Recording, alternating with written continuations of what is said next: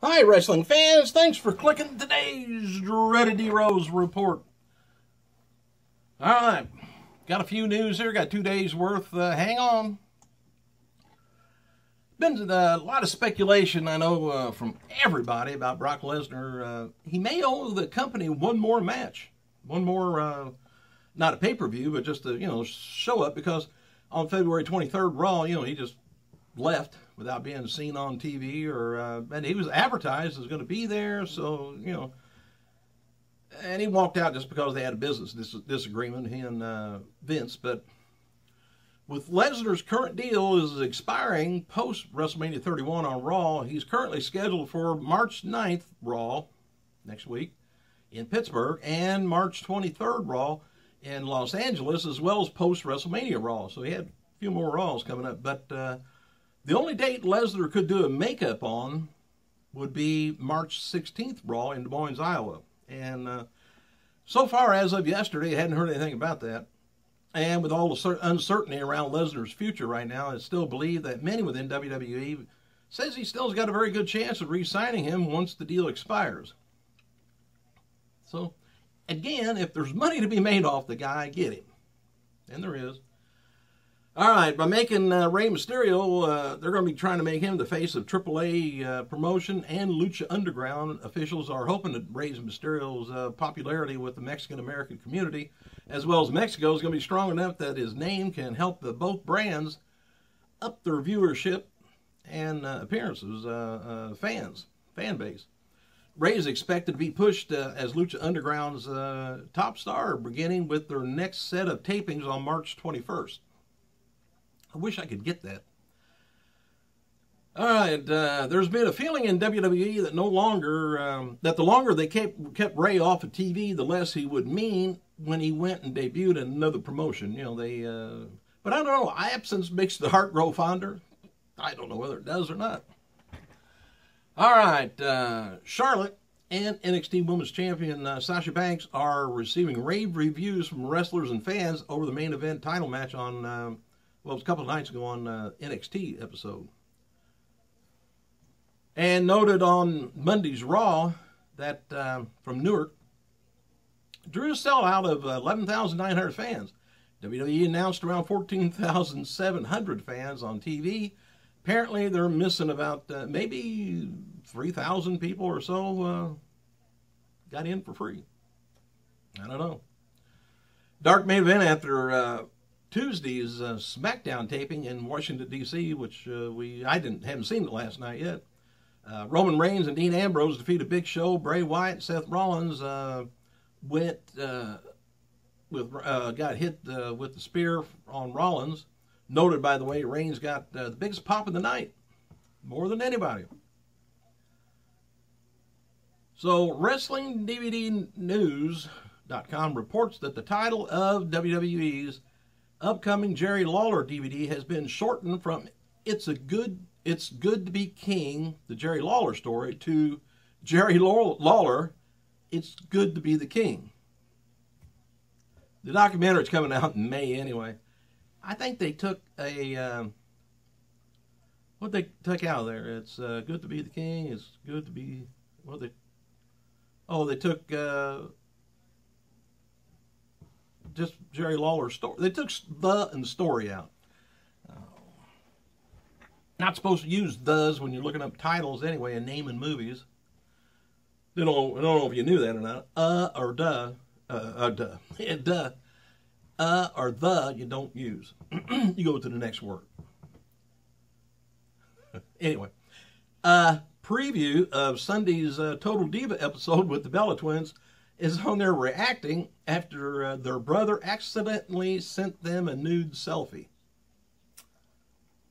Barclays Center, WWE announced together that the biggest event of the summer, SummerSlam, is going to be taking place Barclays Center, Brooklyn, Sunday, August 23rd, 2015.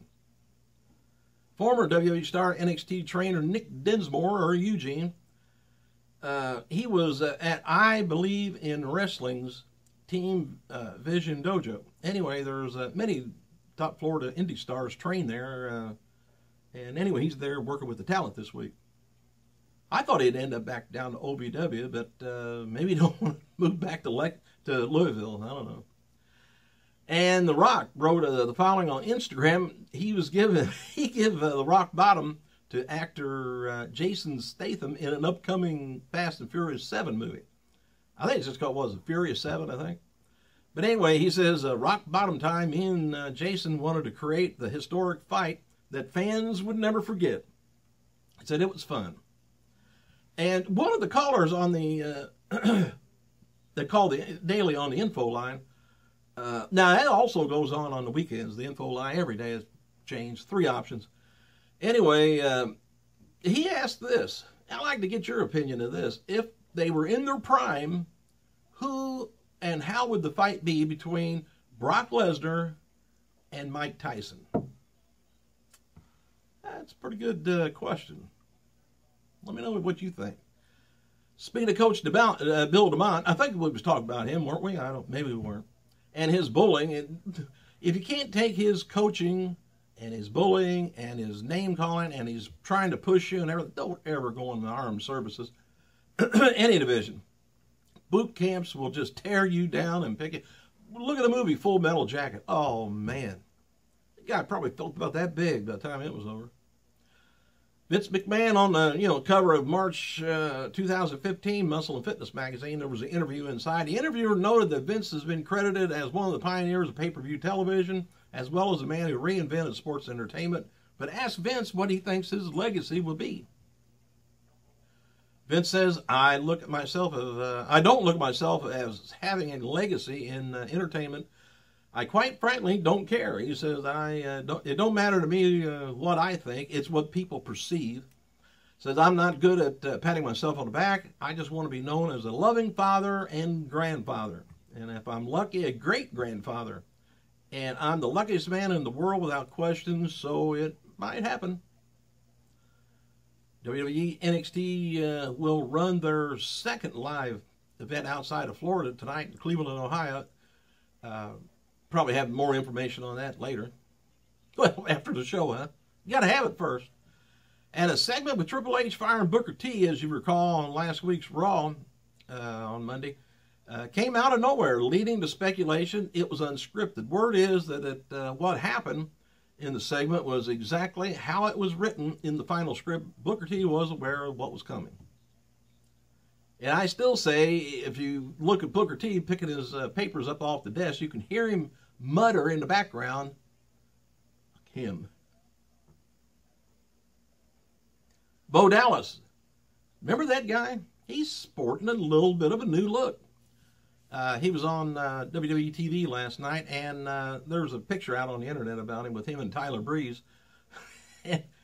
He's got a new beard and mustache. Well, where did that come from? I didn't think he could do it. Didn't think he had it in him. WWE's been planning on bringing AJ Lee back to TV and doing a match with she and Paige taking on the Bella Twins at WrestleMania 31, and that was before AJ called Stephanie out on Twitter late last month. Word is that there's no creative changes being made at all after AJ's tweets. WWE could always bring AJ's tweets into the storyline, but due to the Authority being involved in the main feud on TV, they likely won't get involved in any kind of new storyline that are so low on the card. Santino Marella turns 41 today, while David Flair turns 36. Val Venus, 44. Rey Mysterio, he's going to be returning back to Tijuana, Mexico on March 20th for the Crash promotion.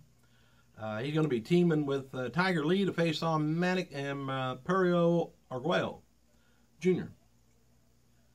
And noted before on Wrestling Legend, I was telling you about Cripple Ray Stevens was going to be inducted to the Hall of Fame this year due to his ties to the Bay Area, but plans were recently changed. Stevens won't be inducted after all.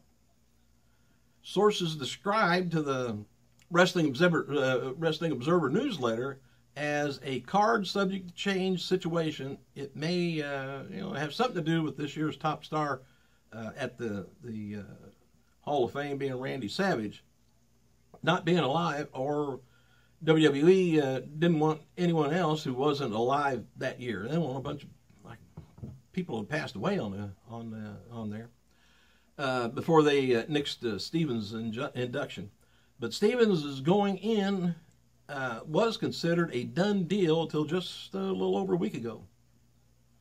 TNA, by the way, is on tonight. Following matches: Awesome Kong taking on Taryn Terrell for the Knockout title. Bram taking on Matt Hardy. The Wolves taking on Abyss, James Storms for the tag team titles. Kenny King and taking on Drew Galloway for whatever reason. Kurt Angle and Eric Young versus Bobby Roode in the #1 contender match. And Mr. Anderson turns 40 years old today. Dixie Carter noted on Twitter that TNA's Impact Wrestling debuts on DMAX in Germany, and was the most watched show in Germany for all last week. Thanks for clicking, you guys. I gotta go.